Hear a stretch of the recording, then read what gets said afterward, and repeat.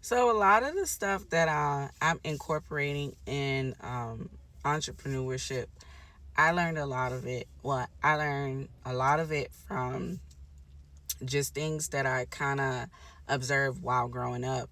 I learned half of it from a lot of the, as far as like disciplines and practices from being in corporate, and then the other half from street economics.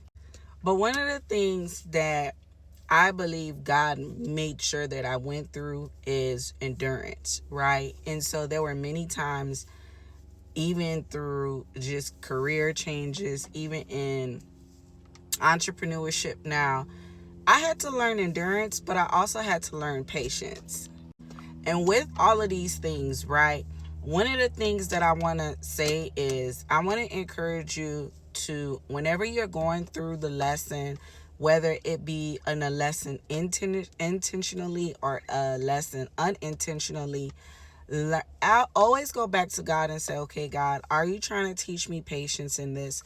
Are you trying to teach me endurance in this? What should I learn from this so that I could get my divine promotion? Because I often look at a lot of the things that happen in my life, and many times, majority of the times when I was up for divine promotion, I went through something severe right before that. I mean, like, b- make you lay on the ground, booger, snotty nose, crying. Like, you cannot believe this is going through. Right after that was divine promotion. And so, because I have seen that and I've noticed that a lot, I often look at things a little bit differently, especially when I'm going through stuff. So, like, for instance, in corporate America, there was a lot of times where it seemed like I was being passed over when it came to certain things. And right when I needed the promotion, like, I got the promotion be because I had went through something prior to that. So I often wonder, like, is it a test of endurance? Is it a test of patience? Is it a test of, are you going to rely on God? Or are you going to try to take it within your own hands? Or are you going to try to pull the cards because you think you got the connect, you think you got the context, you think you got things in the bag, and then that wasn't the route for it the entire time? So I want to encourage people, like, whatever you're doing right now, do know that patience, endurance is connected to your divine promotion. And so there were times where I had, I would say, really evil leaders. There were times that I had beautiful leaders. Entrepreneurship. There were times like there was zero money coming in. There were times where it was a surplus of money, right? But in the times when things are not going the way that I would deem, what was I doing? Was I willing to compromise?